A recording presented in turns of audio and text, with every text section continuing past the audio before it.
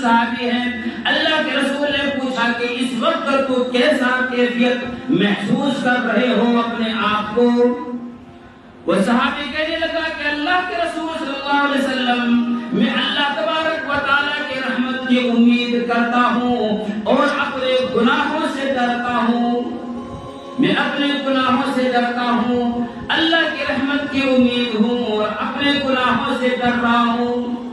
میرے پیارے بھائیو, اللہ کے رسول صلی اللہ علیہ وسلم نے فرمایا کہ جس بندے کے اندر, جس شخص کی ایسی حالت میں موت کے وقت یہ کیفیت پیدا ہو جائے کہ اللہ کی رحمت کی امید ہو اور اپنے کیے ہوئے گناہوں سے وہ ڈرتا ہو, تو اللہ تبارک و تعالیٰ اس کو دو چیز ضرور عطا فرمائے گا.